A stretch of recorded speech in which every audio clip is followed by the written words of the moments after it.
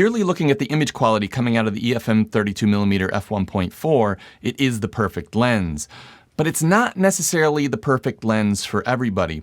And it's critical that we understand what this lens is good at before we determine whether this is the perfect lens for you. And 32mm is a pretty versatile focal length, so it is good for a number of different situations. And the first thing that I love to use this lens for is portrait photography and photos of people. Whether that be individuals or two people or a small group of people, it really is an excellent lens for that. And importantly, it is a very, very sharp lens, but it also tends to be very flattering on sort of the people that you're taking photographs for. It really does work quite well as a portrait lens.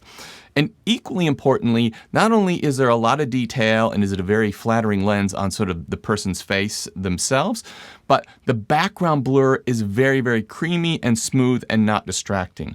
And I think a lot of times with lenses like this, we become just totally obsessed with image sharpness and detail, and it's all about how sharp is it, how sharp is it. But when you take a photo with this lens and you're shooting at f1.4, which is letting a whole bunch of light in and is creating that really blurry background that we're all after, you have a situation where most of the photo that you're taking is out of focus. The background, that blurry background, is most of the photo. You might only have, in some situations, maybe 15, 20%, up to 30% of the photo that's actually in focus.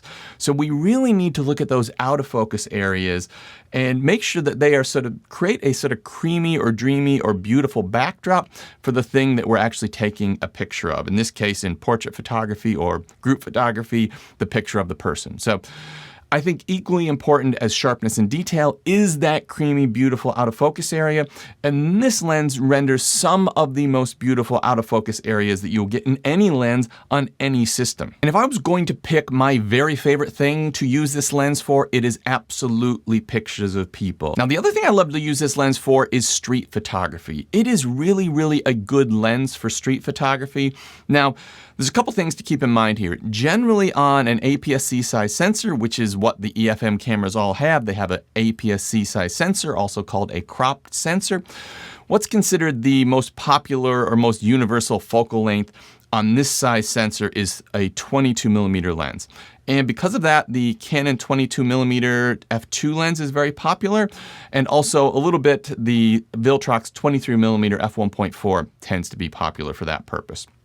But if you're just getting started in street photography, or it's one of those days where you just don't feel like getting that close to the people that you're taking photos of, 32mm just lets you get back that little bit more, but still gets enough of the scene in that it still feels like a street photography photo. So when we're comparing that sort of 22mm to 32mm, what we're talking about is that just that couple extra steps back, just a handful of extra feet back, that for me is just a more comfortable focal length. And even though I have been shooting street photography on and off for a number of years, I think most of the time I do prefer to shoot the 32mm over the 22mm just because of that little extra distance. Once again, it still gets enough of the scene in that you sort of are able to set that idea of, hey, we're in a city, here's a person, and here's the context around them. We don't want to be so zoomed in like you might with sort of the 50mm f1.8, which is a very popular lens on this mount, adapted. That lens, if you use it for street photography, you're really too cropped in and you often just don't get a feel for the city around them. Where the 32mm, although it doesn't get quite as much of the scene as you're going to on 22mm, you're still getting enough of the scene to sort of set the scene and give you an idea. You're in a city, this is the person, this is what they're doing in the context of the environment that is around him, which is the entire point of street photography. But it gives you that little bit of extra separation for somebody who just doesn't quite have the confidence to get right in somebody's face, or really that's just not a style of photography that they want to do for street photography. They might not want to get that close. Now, the other place that this lens is going to absolutely sing for you is anytime you are in a low light photography situation.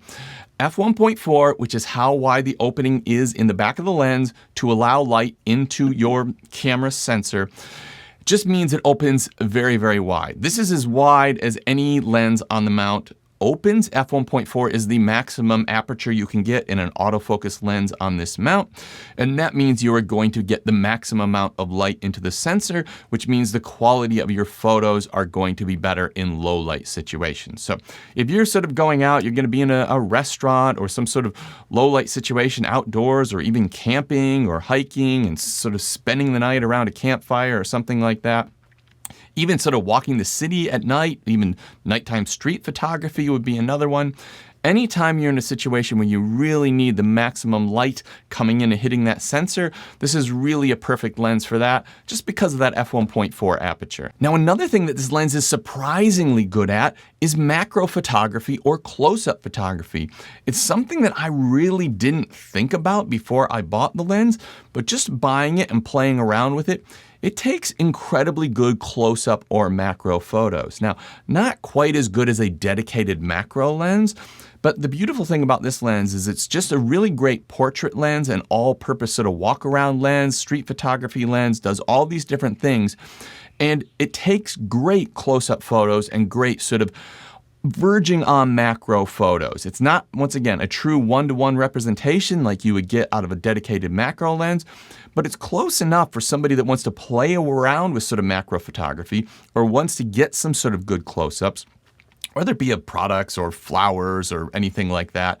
You've got the ability to do this in this lens, but it's also super versatile and can do all these other things for you. So if you want to play with macro photography, but you're also sort of into portraiture and street photography, this lens is going to do all that for you. And there's really no other lens on the mount that does all those things as well as this lens does. So that sort of close-up image quality and that sort of ability to take macro photography or macro photos with this lens, I kind of see it as a really nice bonus feature. And in addition to those very specific types of photography, this is just a great all-purpose lens.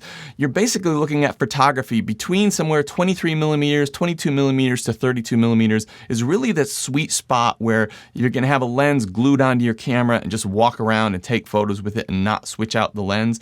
This is really in that range as a super versatile focal range. So it's one of those things that if you just go into the park with your kids or with a family, or you're an outing or sort of a night at dinner with friends you haven't seen in years, this is definitely a lens you can bring with you. It will do all these different things. It'll allow you to get those blurry backgrounds. It'll allow you to get those portraits of the two people together you haven't seen in years and just capture that moment.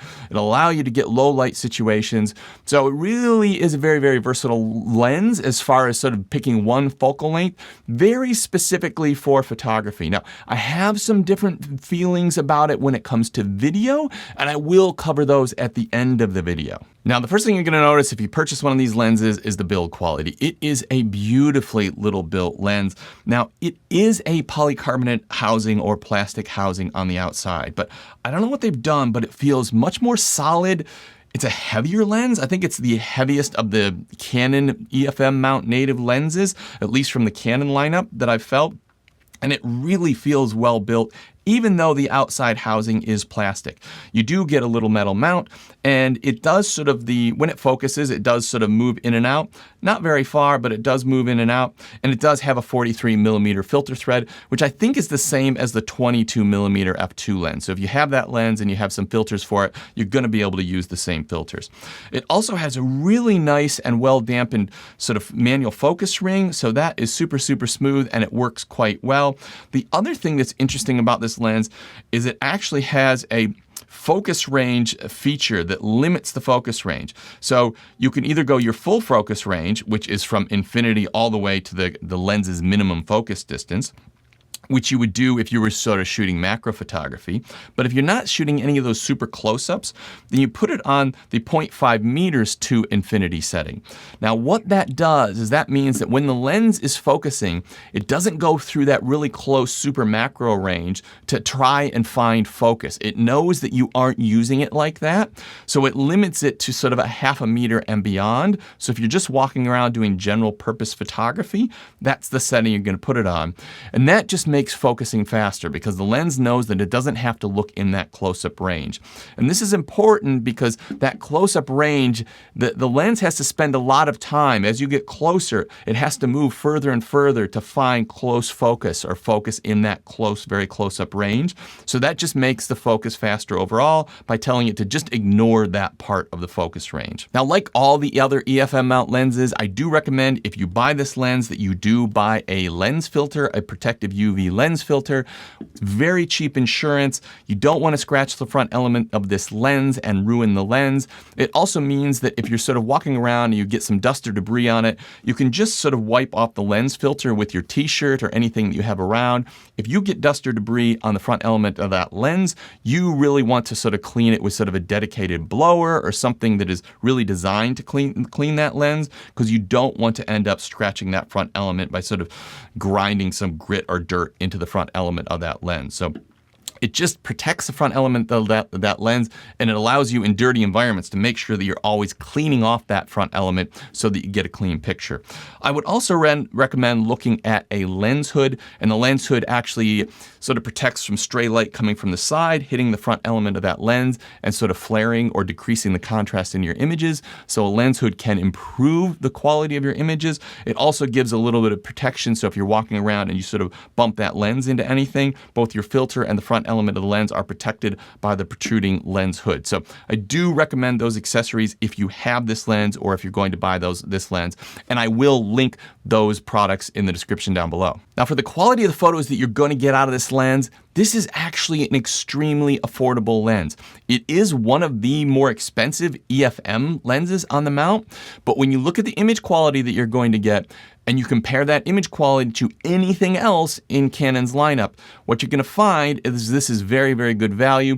And the price of this compared to what would be one of Canon's L series lenses, you're looking at something that's sort of around 25 to 30% of the price, and you're going to get very, very similar image quality out of this lens compared to one of those top-end lenses. And the reason for this is when Canon released this lens, it was supposed to be the headline lens on the mount. This was supposed to be the very best EFM mount lens they ever made, but Canon is well aware that this system is really for sort of budget-conscious buyers overall, and because of that, they've kept the price down, and it is extremely reasonable compared to Canon's more expensive lenses.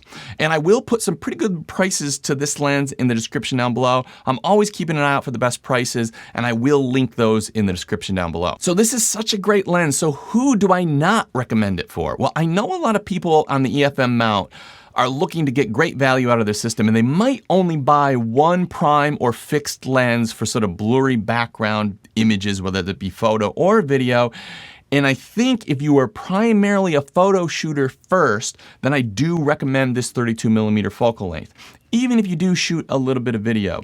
But if you are a video shooter first, or only a video shooter, I do find that around that 22 to 23mm focal length is more versatile, and it just works a little bit better for video because it gives you a little bit bigger field of view and just makes capturing those images just a little bit easier. It's also because it is a wider focal length, going to give you more stable video footage, which I think is also critical.